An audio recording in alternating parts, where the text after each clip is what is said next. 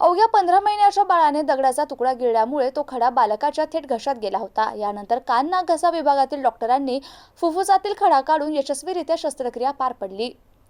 या संदर्भात बोलताना घाटीचे कान नाक घसा विभागाचे प्रमुख डॉक्टर सुनील देशमुख यांनी सांगितले की गणेश कॉलनी छत्रपती संभाजीनगर येथील अवघ्या 15 महिन्याच्या बाळाने खेळता खेळता दगडाचा तुकडा गिळल्यामुळे तो खडा त्याच्या थेट फुफ्फुसात गेला। त्यामुळे त्या बाळाला असह्य वेदना सुरू झाल्या। बाळाच्या आईवडिलांच्या ती गोष्ट लक्षात आल्यामुळे त्यांनी त्वरित कान नाक घसा विभागात भरती केले।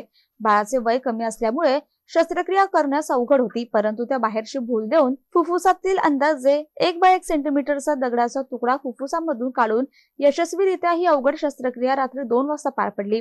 ही शस्त्रक्रिया डॉक्टर गायत्री कडोळकर आणि डॉक्टर गणेश निकम यांच्या मार्गदर्शनाखाली करण्यात आली होती।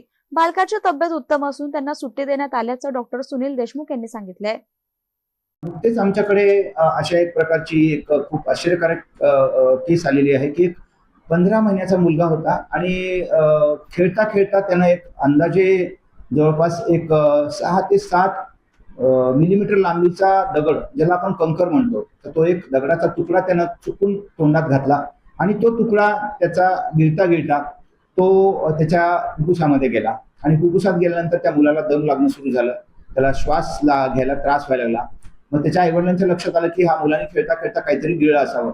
मग ते आमच्या घाटी रुग्णालयाच्या कान नाक घसा विभागात आले। आम्ही त्याची रीतसर व्यवस्थित एक्सरे, सिटी स्कॅन तपासणी केली आणि आमच्या अशा लक्षात आलं की त्याच्या डाव्या फुफ्फुसामध्ये तो दगडाचा तुकडा अंदाजे 1 बाय 1 सेंटीमीटरचा अडकून बसला होता आणि तो तुकडा आम्ही मोठ्या शिताफीनं भूल देऊन मोठ्या भुलेमध्ये डॉक्टर गायत्री कडोळकर ह्या विभाग प्रमुख आहेत, त्याच्यानंतर डॉक्टर गणेश निकम आणि यांच्या मार्गदर्शनाखाली त्याला भूल देऊन हा तुकडा मध्यरात्री अंदाजे 2च्या सुमारास आमच्या चमूने तो व्यवस्थित दगडाचा तुकडा सक्सेसफुली काढला आणि त्या मुलाला दुसऱ्या दिवशी सुट्टी देण्यात आली आणि त्याचं जीवनदान मिळालं। तो मुलगा होता संभाजीनगर मधीलच होता, गणेश कॉलनीमध्ये।